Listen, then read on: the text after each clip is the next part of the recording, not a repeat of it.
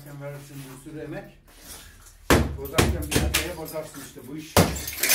Bu hayat böyle. Ağustos düşse kafamızı ondan korkarım. Elim.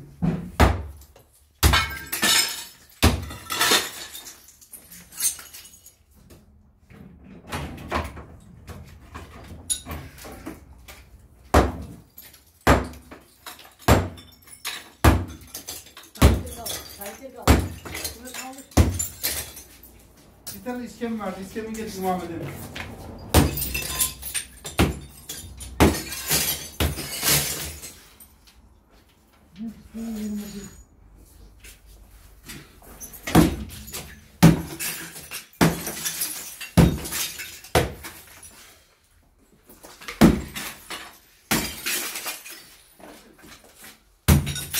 İskemiyi getirsene.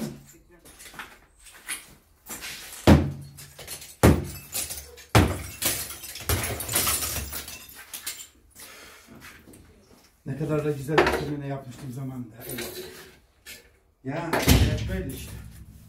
Bir gün gelir tekrar emeğini kırarsın.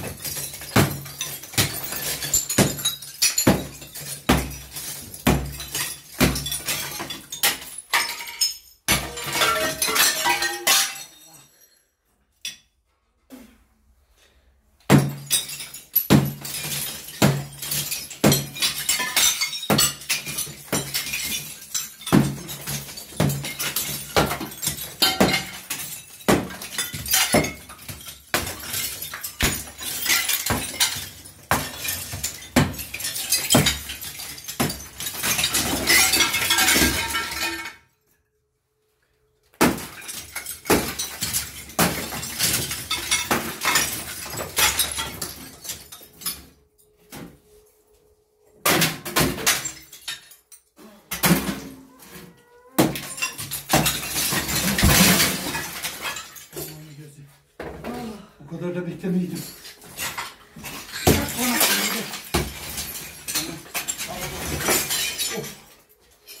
Yeter, kapat videoyu.